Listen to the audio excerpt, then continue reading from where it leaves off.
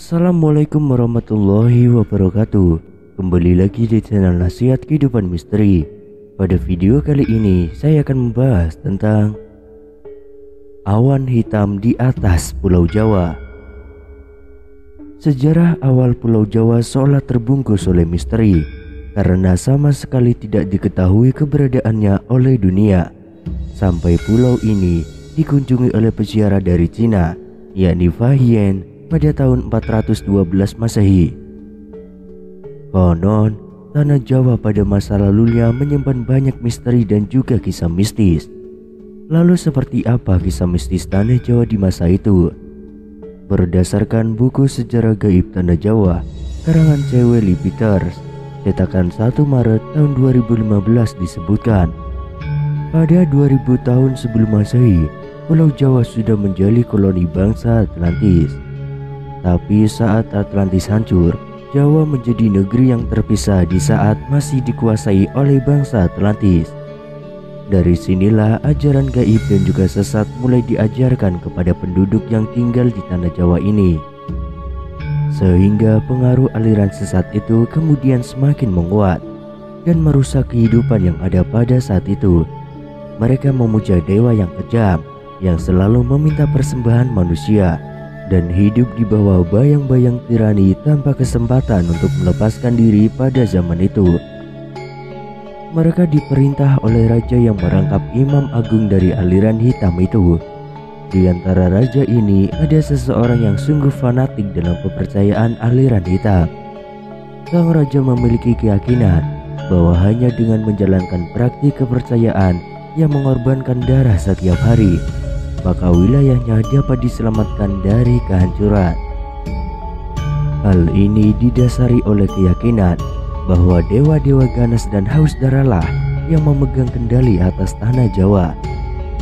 Pada saat itu, para dewa telah membuktikan kekuatan dahsyatnya dengan letusan gunung berapi secara berulang-ulang dan juga bencana-bencana alam yang lainnya.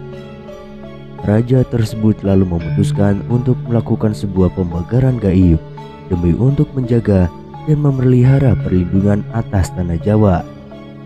Salah satu caranya adalah dengan praktik ilmu gaib dari para ahli sihir. Hal ini dilakukan agar kelak semua sesembahan darah kepada dewa-dewa haus darah yang bercokol di seluruh tanah Jawa tetap dilanjutkan di sepanjang abad-abad yang akan datang. Demi terwujudnya maksud itu, ia kemudian menciptakan mantra yang sangat kuat di atas tanah Jawa agar aliran hitam yang dianutnya tersebut tidak akan lenyap selamanya. Efek dari hal itu masih dapat dilihat baik secara etis maupun astral dalam bentuk awan gelap yang besar yang melayang-layang di atas Pulau Jawa.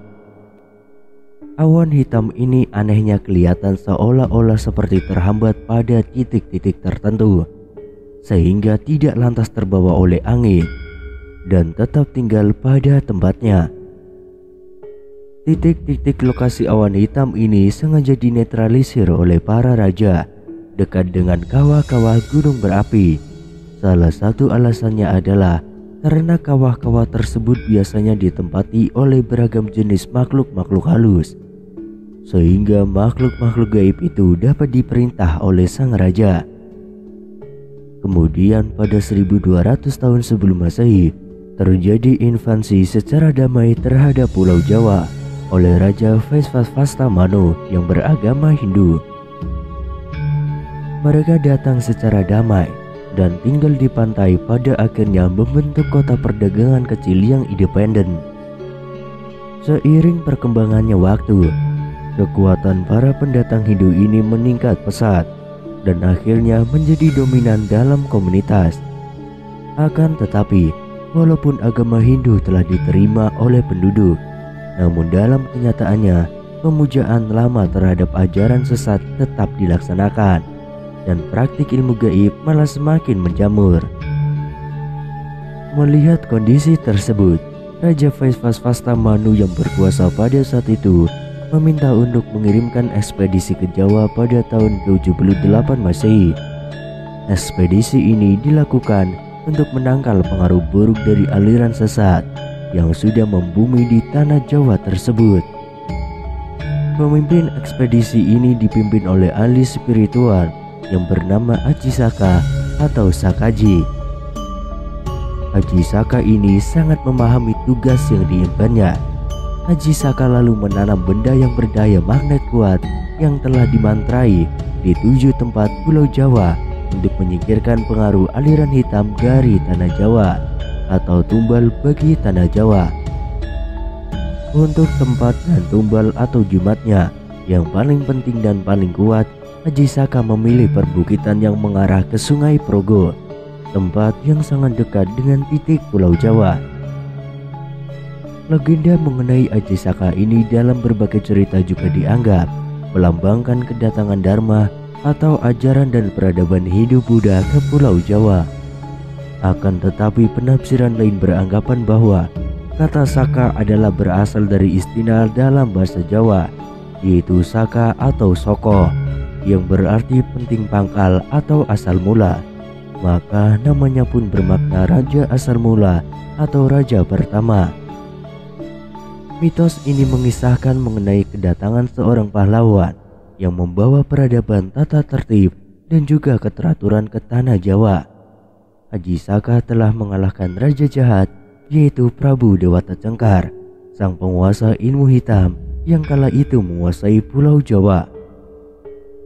Legenda ini juga menyebutkan bahwa Aji Saka adalah pencipta tarik tahun Saka, atau setidak-tidaknya raja pertama yang menerapkan sistem kalender Hindu di Jawa. Tumbal Aji Saka untuk menangkal kekuatan hitam pun bertahan hingga beratus-ratus tahun kemudian, hingga sampai pada keadaan di mana jin kembali berkuasa, hujan darah di mana-mana, dan bencana merajalela. Pada masa ini berkembanglah beberapa aliran ilmu gaib di Pulau Jawa, di antaranya kejawen, klenik, dan juga kebatinan.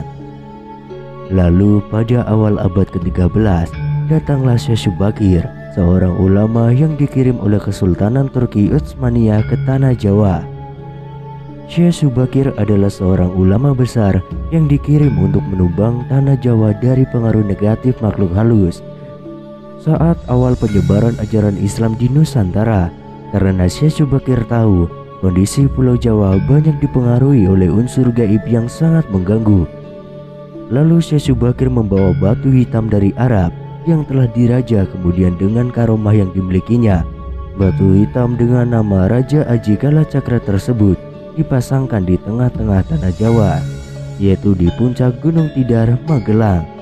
Karena Gunung Tidar dipercaya sebagai titik sentral atau pakunya tanah Jawa.